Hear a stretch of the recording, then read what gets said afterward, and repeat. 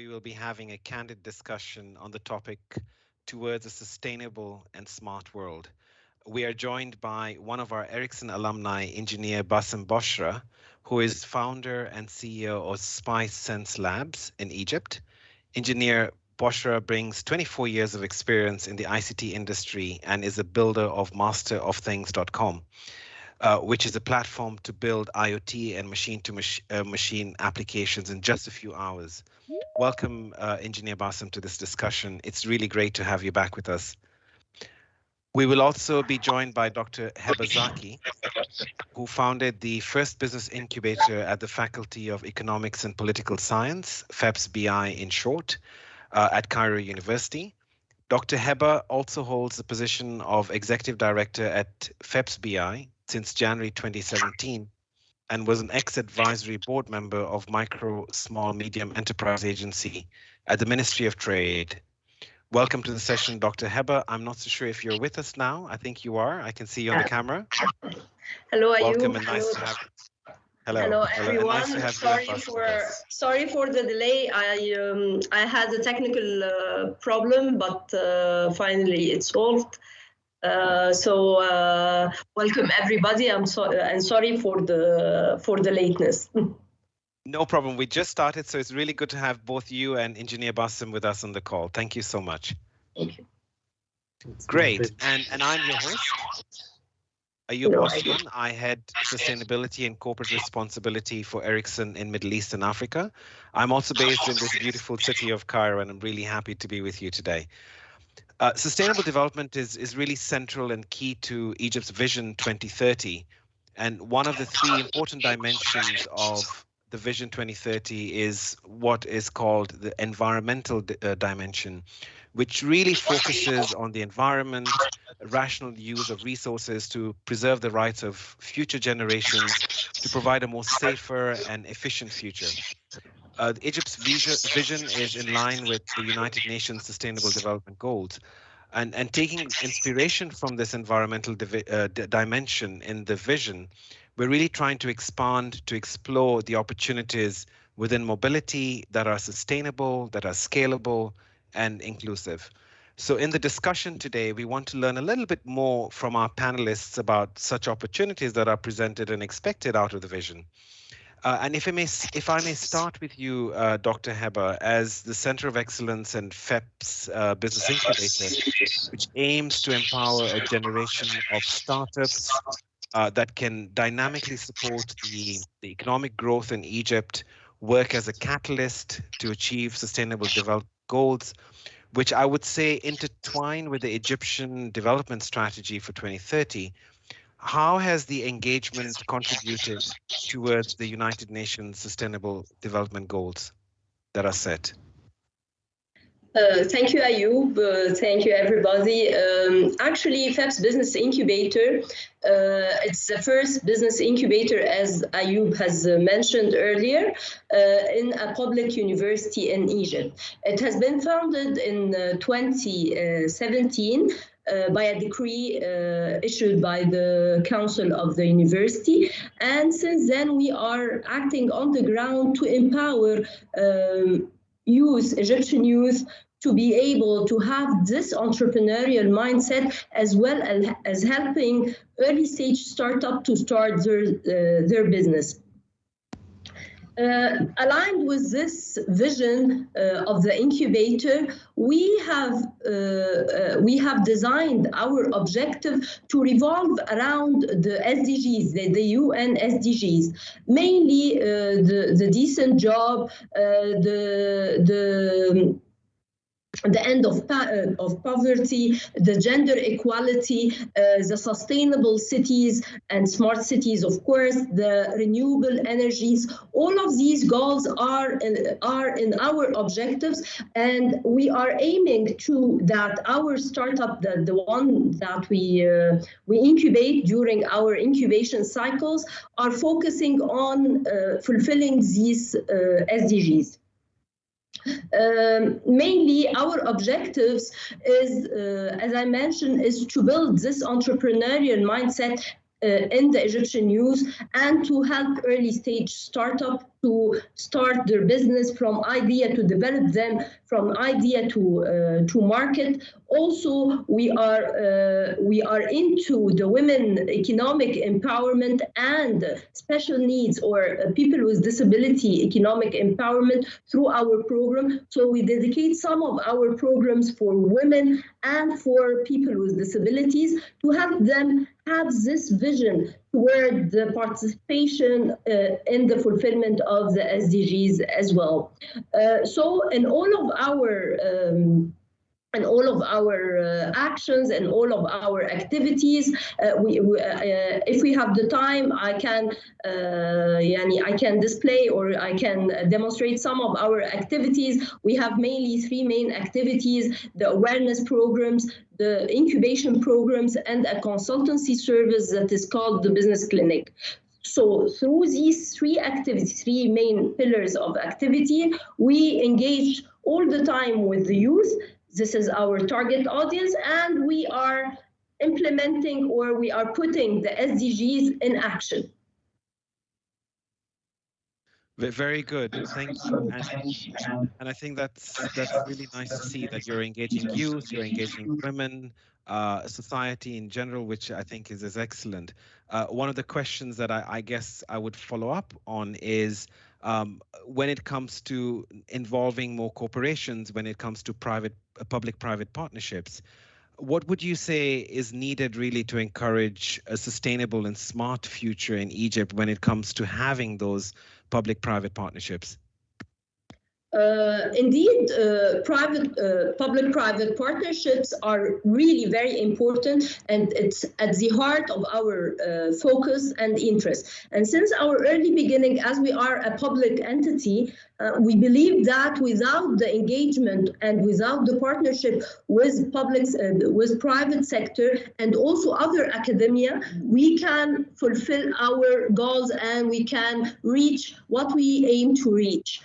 Therefore, since our early beginning, we have built a lot of partnerships with a lot of entities, some of which are public sectors, such as Ministry of Planning and Economic Development, and its training arm, the Institute for Governance and Sustainable Development, under which we are conducting a very huge project that is called the Sustainable Innovation Lab. This project is a nationwide project that we implement, and we are fulfilling, or we try to implement in actions the SDGs. The Sustainable Innovation Lab is the first of its kind in the Middle East and North Africa. And it aims at developing and implementing innovation to the benefit of the Sustainable Development Goals. Through SciLab, we have several activities, starting from hackathons, ideation, boot camps, incubation programs, acceleration programs, and we are tackling some of the pillars that are of great priority in the national vision of Egypt 2030. So this is a kind or an example of public partnership. Also, we have other public-private partnership with we have some sponsors and financial sponsors who are in the private sector. So we are fulfilling their needs to engage with the youth, and on the other side, we help them to fulfill their CSR agenda in a way that helps the youth to have better jobs, decent jobs, to create jobs, and so on, as well as that helping the majority of the population to have this entrepreneurial mindset. So we have the example of public-private partnership, which we believe it's very important. We have other examples of partnership in general with government entity. Also, we have other partnerships with academia. So I prefer not to use the term public-private partnership only, I prefer to use the term the triple helix. The triple helix means that we used to have different entities or multiple parties who come together to fulfill an objective which is the best or the benefit of the Egyptian youth. Thank you. I've learned a new term today, triple helix, and I will definitely go and check it up after this call, and I'm sure for our audience too. Thank you very much, Dr. Heba. If I could move to you, Engineer Basim, and welcome again to the call. Really good to have you back with us. It's my pleasure to be with you guys. Thank you. Thank you.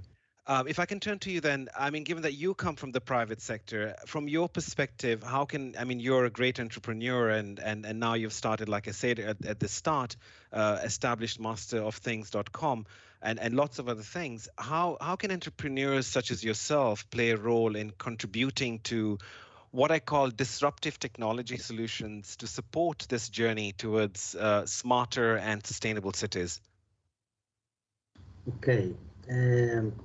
Each entrepreneur has something in his mind, a vision that he wants to achieve with his project or idea or innovative product.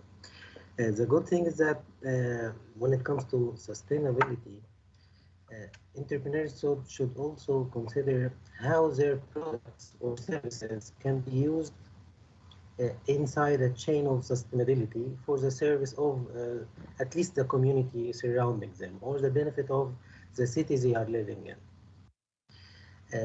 This will help them to create a wider scope of their product or innovation and also give a contribution back to the community. For example, in our case, in Master of Things, since we started developing the product and then it became a mature platform, we started thinking, how can we use the platform for also serving the rest of the community around us? This might be something totally you give away for the community, but at least you contribute with the community. So we thought of, for example, how can we build applications that helps people with mobility disability to find routes in the city, or at least ask for ramps to be built in places where they are living or they are working, to give the attention to the government that those guys are living there, there's a lot of them, and they need these ramps everywhere in the streets. We don't have this type of support in our cities in Egypt or in our streets. So this gave a lot of attention to the government. And they actually started asking us, okay, can you do more of this? And we're going to even help you with funding to give us maps. Where do we need to have these ramps? Where are those people are more located? Where do they move around the city? That was one of the examples. Another example that we also thought of how to use Master of Things as an IoT platform to give or provide a better network coverage for people in different areas. Egypt is a very big country. It's geographically distributed, and it's hard for operators to provide coverage everywhere, and it's hard for them to figure out where the coverage is not really doing well in the classical way of doing coverage maps and test drives. This takes a lot of effort from too many engineers, and it might take months to figure out where are the problems. So we thought of building a new solution based on the smartphones and our IoT platform. So we collect the data from the sensors in the phones itself, as the signal strength received by the phone and GPS of the phone. So we can build coverage maps quickly, and in this way you turn actually the citizens to become your test drive engineers, and you have tremendous number of people that can help you with this. And it turns out that you get the coverage maps in few hours rather than getting it in few months. And you can figure out the problems quickly, and if you correct the problem, you can also see the feedback in few hours.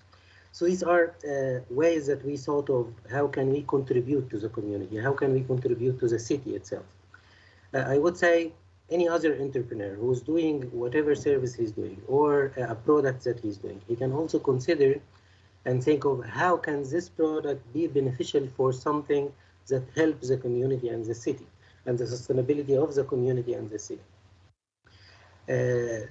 This can also be very good if you go and sit as an entrepreneur and sit with the students and university students. At least if you can do a knowledge transfer session to those university students about your innovative idea or your product idea. Some people are afraid that if I do this in public to the students, I might build the competitors in the future so they can come and compete with me later on. But I would say it doesn't work like this, because if you are passionate about what you're doing, which is the case for entrepreneurs, then nobody can really replicate what you're doing. And if somebody tries to replicate it, it wouldn't be as good as what you are doing. Unless they come with a fortune of money and fortune of many people to help them, then that's something else. If it's not good, but for students and for the contribution to the students, that would only reflect positive feedback on your product as an entrepreneur. That's how we have seen it and how we have experienced it. One of the very good programs that we are doing with the Ministry of ICT in Egypt is Egypt Iot Labs. We started this Iot Lab as a contribution between us and MCIT with a funding from innovation in the university. And it turned out that this was a really very good experience for the students. And this is why we have seen later on the Ministry of Communication asking, okay, can we replicate those labs everywhere in the country? And now we have 10 labs. So you can start with something small with a contribution, and then it turns out and giving you back what you have been giving in the beginning. Great, thank you. And it looks like it's not just private sector also. So you're also talking about this whole triple helix that Dr. Heber talked about before. So it really looks or seems very important that these partnerships are, across the board, whether it's working, in the public sector or in the private sector. These are very important partnerships. If I can come to, given that you also have a technology background, how do you think digital technologies such as you've mentioned, Internet of Things or IoT, artificial intelligence, these are new technologies, a lot of buzzwords around them, machine to machine, and 5G, even though we've not yet switched on 5G in Egypt, how will these really enhance, the industrial sectors in Egypt for sustainability or in the context of sustainability? Okay, for the industrial sector, I mean, we have a big term for industrial IoT or Industry 4.0. That's a lot of use cases for industry. So if I would put a short answer for this, it would be that for every manufacturing facility that is generating a product, there is many use cases where you can monitor the production of your production facility, monitor the quality of your end product, monitor the process and the development process itself, so you can decrease your operational expenses. Monitor your product while it is working in the field itself. Let's give an example for this. Think about the cars and the production of cars. So the production facility itself, there's classical ways of monitoring the production facility, like SCADA systems, and those were there for 20 years back. But now with IoT, you can do these production monitoring with much less cost and much less effort. Those SCADA systems are really expensive for any manufacturing facility to have, and a small manufacturing facility cannot really have a SCADA system because it's really expensive. But you can do the same with industrial IoT solutions. Those are much cheaper than SCADA systems, so you can achieve the same goal. Again, if we produce the car, can we follow up the car while it is in the streets? Can we look at the problems that's happening, or can we prevent the problem from happening? Can we monitor the operation of the car itself? Because most of the spare parts in the car are not really stopped suddenly. There is always a degradation in the performance that if you can see and monitor remotely, you can provide proactive service and make sure that this car will not stop in its journey, whatever it is. Those are very much achievable with IoT. These type of solutions would help the production facility to enhance its product as well, so they can see the repeated problems while they are happening. So they can change the production process and change the production of part of the car itself for the next release to be better than what's happening now. So in short, it helps in monitoring the production, monitoring the process, reducing your production cost, enhancing your product by monitoring it in the field and what its problem is. So this is about Internet of Things. But now with these collected data from the sensors, you have huge amount of data that you will collect. Here, the AI can help you to figure out more insights out of those huge data that you have collected. So it comes back with new ideas, not just for the live monitoring that you get from IoT. So technology will really, when it comes to industry, that's a big boost to the industry. But here, the awareness of the technology and how it can help you as a manufacturer or as an industrial provider, that's some knowledge that you need to acquire.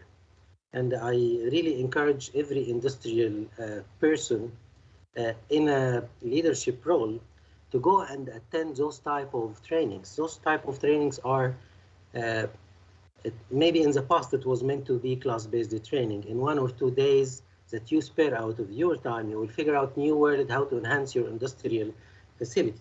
But now it's available online, and those training courses are available online. For example, our Internet of Things training courses are available in a government portal free of charge. It's called Mahara Tech or Skill Set Tech in Arabic. So it's Mahara Tech, you can go for it and explore how the technology will help you to enhance your industrial process and industrial facility. This is given for free for everyone.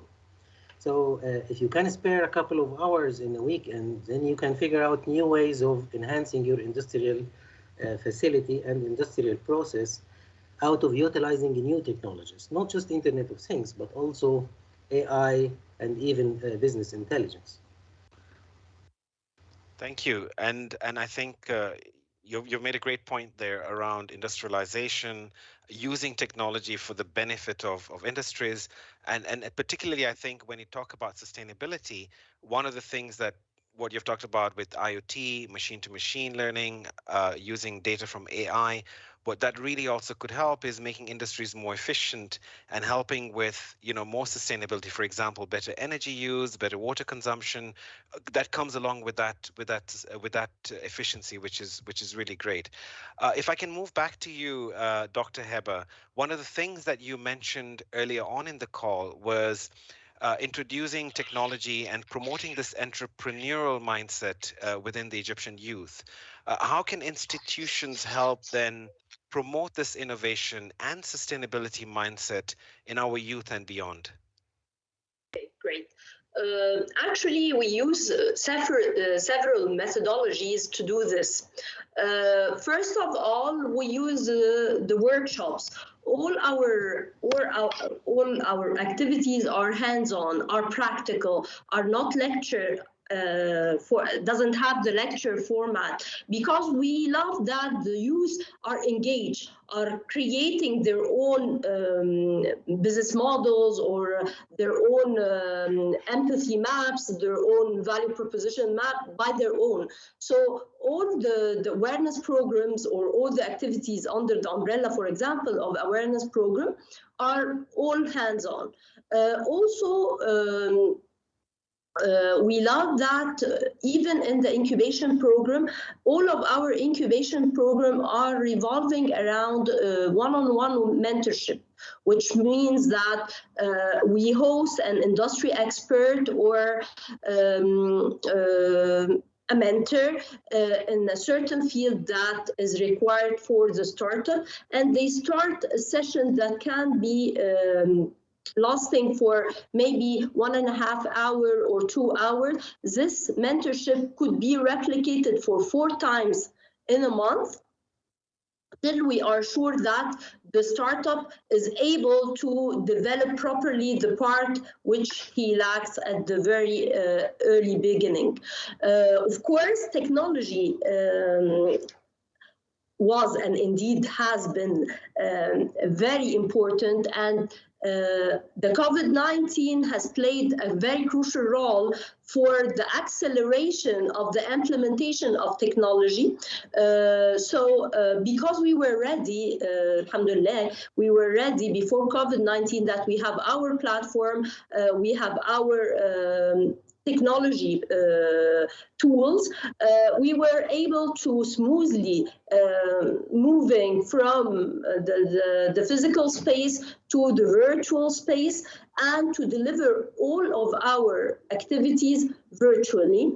And also this is the beauty of COVID, which is a very weird word, the beauty of COVID, that because we went online, we have reached a lot of beneficiaries who we didn't able to reach before. We reach people in very Upper Egypt, in canal cities, in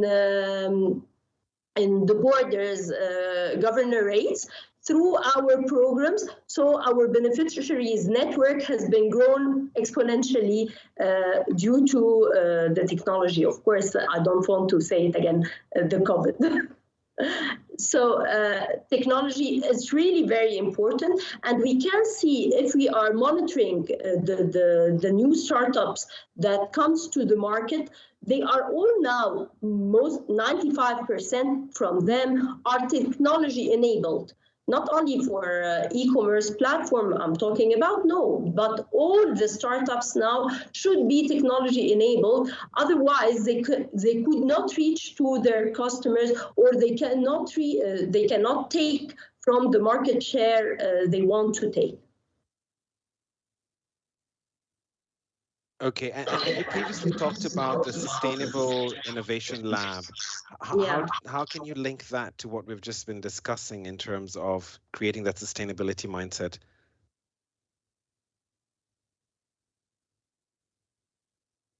Sorry, you're on mute. Sorry. Okay, thank you. The Sustainable Innovation Lab, I can find this idea very suitable for developing countries. Why? Because developing countries suffers mainly from the scarcity of resources or the limitation of resources. Therefore, we need innovation to try to use these resources in an innovative way, so we can fulfill the needs, or we can soothe the pains in the society.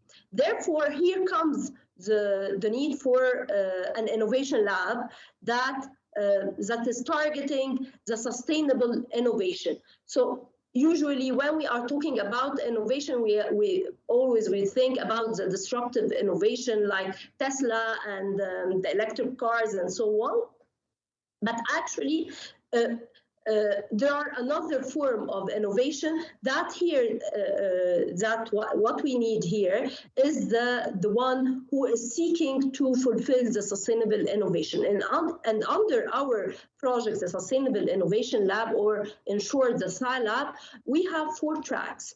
We have a sustainable innovation for green economy, under which we are seeking the innovation for renewable energy, the innovation that are targeting clean water, circular economy or shared economy, and so on.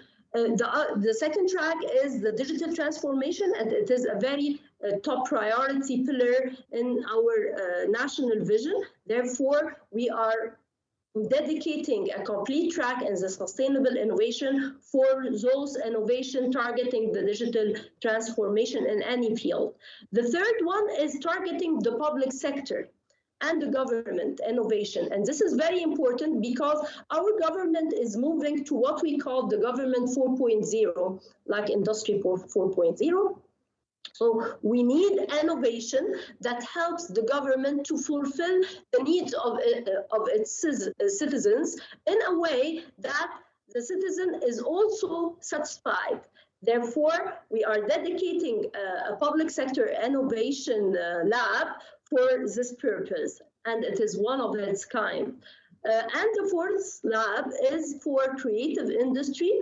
And as you may know, that the United Nations has announced the year 2021 to be the year for creative industries. And Egypt has a lot of what can we say, of treasures in creative industries, not only in handcrafts.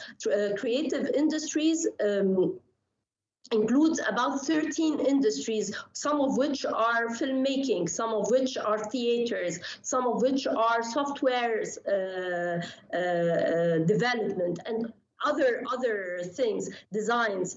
So we have the capability and the human resource and the creative mind needed to be the hub for creative industry in the region. Therefore, we have dedicated in the Sustainable Innovation Lab a complete track for the creative industry, and we have launched for the first time a hackathon for cinema and technology. And it was an amazing hackathon because it mingles the technology breakthrough and how this technology breakthrough can help cinema to gain its unique position, the Egyptian cinema and the media, of course, not only the cinema, to gain its unique position once again. And actually, we have currently in our portfolio 8 startups who will start very soon their incubation program in this field in cinema and technology. Thank you. If I can come back to you then, Engineer Bassem, linking back to this technology and telecom companies, how can telecom companies promote sustainable and green development from your point of view? Hey, that's a good question. I would say there are many things that telecom companies can do to help the sustainability of the locations where they are serving, in the cities and in the countries where they are serving. We all know that the BTSs, or the common name is the telecommunication towers, are spread all over the country. This can really help to get information about these locations when it comes to quality of the air, the pollution level, the noise level there. So if we can equip these BTSs or telecom towers with sensors for pollution monitoring, CO2 level, noise level, and feed this information back to the country through regulatory authority, it might work through private sector cooperation, building maps on top of IoT platforms that we all have now, whether it be Master of Things or something else.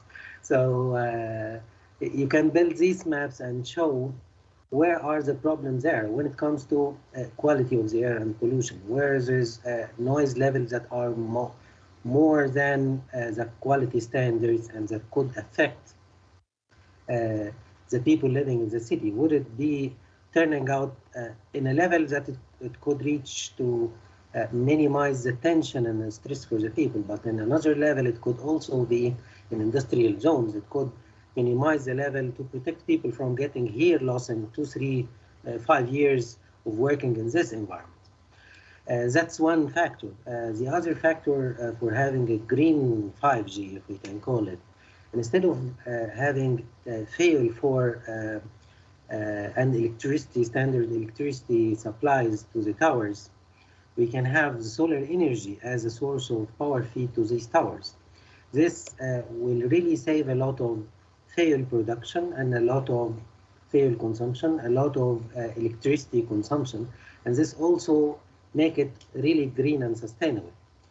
The telecom industry has been in many years back, maybe 7 or 8 years now, are building the towers in a shape that does not affect the look and feel of the place. So in Egypt, for example, and in some Arab countries, you can see that the towers are now like a tree or like a palm tree specifically. So it doesn't affect the look and feel of the place. But if you can really make it solar energy powered, and if you can put the sensors there in place to give you the feedback on the noise level and the quality of the air and the pollution level, that will not just protect the environment from the negative effect you could have, but it can also go to the level that you give back a good feedback on enhancing the environment itself, not just protecting the environment from the negative impact you might have, but even make it better with what you are offering. This is, again, back to what we have been thinking of. Think of your product, how it can really help the community you're putting, not just how to make money out of the product. So there's a lot that I would say the 5G can be green, and the telecom companies can really help the local communities. It might even be part of their CSR or corporate social responsibility. But having it as a part of the technology, then it's not just helping some people in a hospital or giving some money as a giveaway to innovators, but even helping the country as a whole.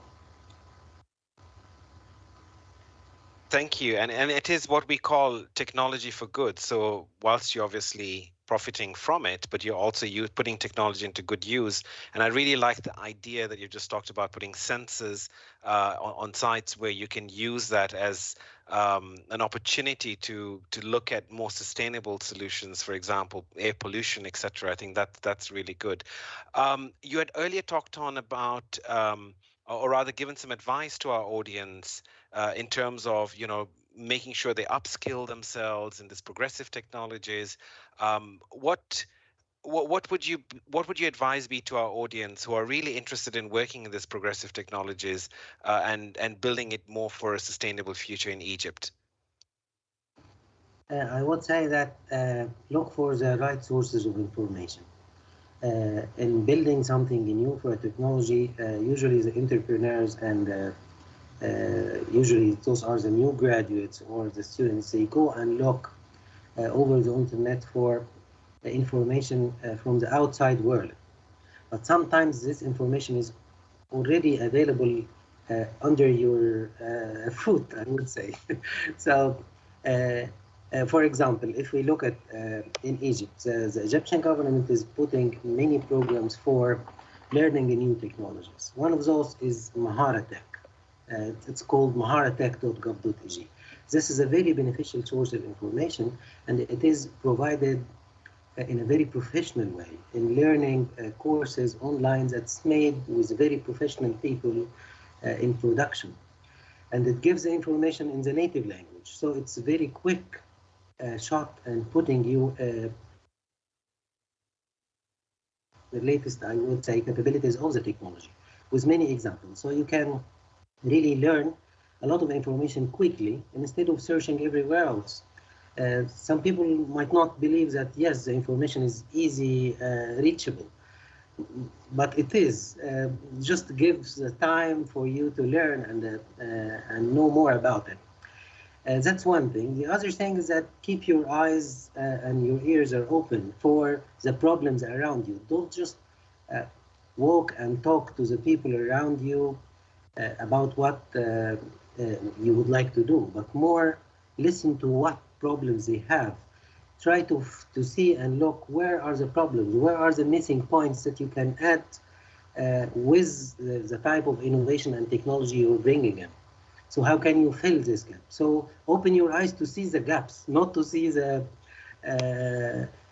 existing solutions, but look at where are the gaps. A lot of people go and try to find, okay, if this is a successful solution, let me try to replicate it and copy it and do something better. But why not to look at the other gap where nobody has started? That's better for you to start in a fresh location, in a fresh place, where the market is really still open with no competitors. Those are, I would say, a lot, but it's a matter of self-training, how to make yourself see the gaps. That's sometimes we call it critical thinking. So try to criticize the situation and find out how can it be better. So how can you make it better? That's something you should always think of while you are a technology guy. Think of how can you make things better around you. So this would be a good clue for finding new solutions for sustainability. Thank you, Engineer Bassam. Those are almost very good parting words. And as you say, necessity is really the mother of all inventions, as they say. You know, really the driving force around creating new inventions, the need. We're out of time, unfortunately. And thank you so much for really great insights. I would like to now hand over back to Randa. And we thank you once again for being part of this exciting panel. It's a pleasure for us, guys. Thank you. My dear Ericsson, please. Bye-bye. Thank you. Bye-bye.